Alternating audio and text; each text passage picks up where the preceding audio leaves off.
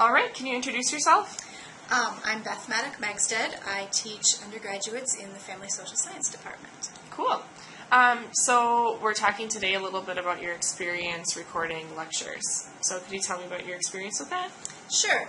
Back in January, there was a big cold day, and I had to cancel a lecture, and I didn't want to miss that material, so I tried using iMovie to record my lecture.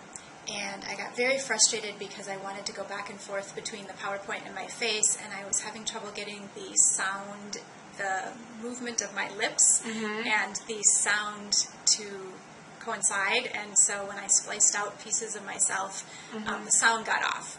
So I got very frustrated. I had a hard time getting it to work, and I kind of gave up. And then this spring, I was going to be absent from a couple of classes, and I decided this time to try Camtasia, and I had a much better experience. It took a little while. The first day, it took about 3 hours for me to get about a 10-minute lecture, but I had a much easier time controlling the sound. I really liked the way the tracks could be divided, and I was able to do some of my face and some of the PowerPoint, and it worked really well. And I did 2 lectures. The second lecture, I got about 10 minutes edited within about an hour. Great. So it was definitely successful. Yeah. What do you think changed from your first experience with iMovie to that last experience where you got 10 minutes done within the hour? Partly just having fooled with iMovie quite a lot. I think when I went into Camtasia, I knew a little bit more about what I was trying to do and where I thought there might be a glitch, and so I quickly figured out. I also just think Camtasia was a little easier to work with. It just it was a little more obvious to me how to do it. And I'm not sure if iMovie's less sophisticated or if I was just less sophisticated, but for some reason, I just went into Camtasia maybe already having learned some things, but also just found it easier.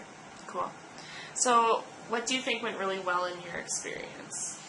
I think the students really liked the idea of this brief lecture.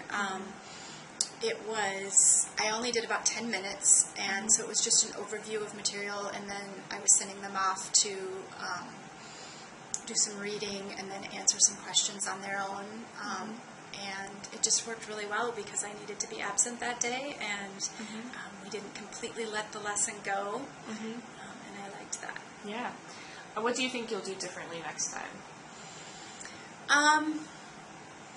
This particular Camtasia was just really basic. I showed my face talking, and then I showed the PowerPoints with my voice, and then I showed my face again at the end. And I think it would be more interesting if my PowerPoints had more movement on them. They were very static. I think it would be interesting if other kinds of images came in. But I can see myself learning to do that, maybe even some intro music or something. I didn't do any of those things, but I'd be excited to try those for next time. Cool. Where do you think you'll go to find out how to do that stuff? I'm going to Trex again. Yay! But I've had very good luck asking for help from different IT people, and I know there are some online tutorials as well. I haven't really tried those yet, but I'm also hoping to get some of my questions answered at Trex. Great. Awesome. Do you think you'll try this again? I will definitely try this again.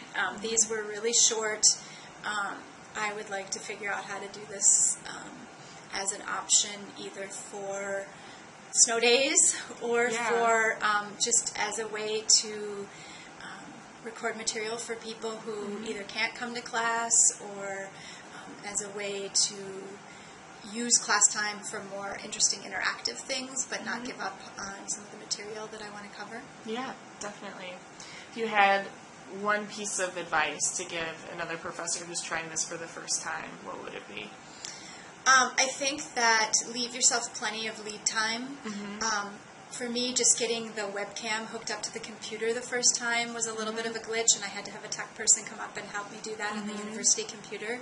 And if I hadn't left myself enough lead time, I think that would have sort of panicked me. But I had left myself plenty of time,